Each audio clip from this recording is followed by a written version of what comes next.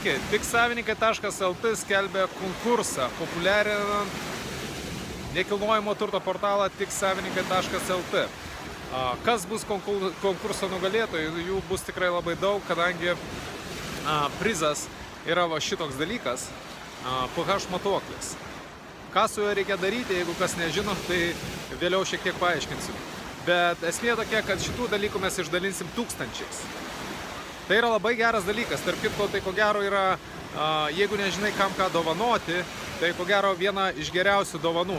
Aš bent jau skaičiau vieną iš geriausių dovanų, kadangi sveikatos niekam nėra per daug. Sveikata niekas turbūt nesirūpina per daug.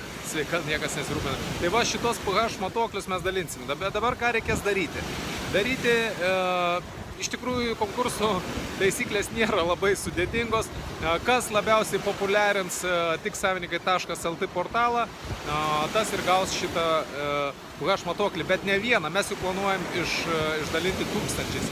Šiaip jisai kainuoja, Lietuvoje žiūrėjau, kainuoja nuo 50 iki 100 eurų. Jūs gausit šitos dalykus dykai ir jie bus dalinami nemokamai. Kiekvieną savaitgalį mes išrinksim tuos, kurie labiausiai išpopuliarino mūsų portalą ir išsiųsim jums į Lietuvą šitokius pH matuoklius. Tarp kitko, po to, kai jūs jais pasinaudosit, aš norėčiau, kad apačioj parašytumėt komentarus, kaip sekėsi, kaip savijauta pagerėjo ir taip toliau. Tai va, žodžiu, ką reikės daryti? Reikės paprasčiausiai platinti tiksavininkai.lt portalą. Kaip jį platinti? Jeigu dabar žiūrite Facebook'e, vadinasi per Facebook'ą. Jeigu YouTube'e, vadinasi per YouTube'ą. Platinkit e-mailais, SMS-ais. Aišku, surinkit mum įrodymus. Surinkit įrodymus, kad jūs tikrai paplatinot, nes mes niekas negali pasižiūrėti ir negali pasakyti. Tai surinkit įrodymus, kiek pas jūs yra pašėrinta, kiek pas jūs yra peržiūrų, jeigu jūs tą video pasiėmėt ir savo YouTube kanale, savo tinklapį patalpinot. Reiškiasi, būtinai surinkit įrodymus, bet kiekvieną savaitę mes rinksim nugalėtojus ir tie, kurie reiškia, bus didžiausią indėlį davę, išrinksim kažkokią tai grupę žmonių ir išsiųsim va šitokius pH matuoklius. Dabar kas tie pH matuokliai yra ir ką jie duoda? Jie duoda tokį dalyką, kad su jais galima nustatyti organizmo pH. Aš sakyčiau, tai yra daug svarbiau negu termometras. Kodėl? Todėl, kad organizmo pH, jeigu yra 7 ir daugiau, jūs greičiausiai niekada nesirgsit. Jeigu yra 5 ir mažiau, pas jūs ko gero vystosi vėžys.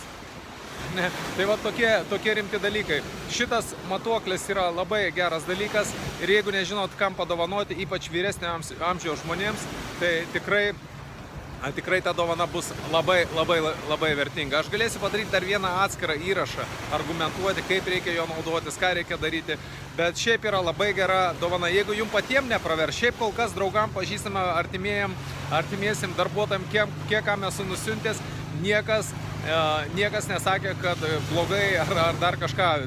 Priešingai gaunu vis daugiau ir daugiau užsakymų. Tai vat, jums už portalo reklamą, už portalo platinimą šitų dalykų mes į Lietuvą planuojam prisiųsti tūkstančiais.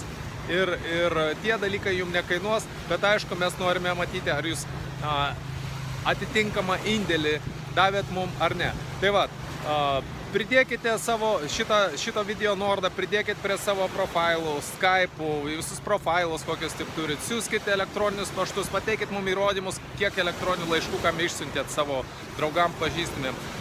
Kiek su ko pasišėrinot, kad pasišėrinot Facebook'e ir kad vat, jūs turite ten tiek draugų, 100, 500 ar 1000 ir taip toliau. Ir šiaip galvokit, kokią galite indėlį. Mes norime sukurti nekilnojamo turto savininkų bendruomenę be jokių agentų į šitą portalą tiksavininkai.lt.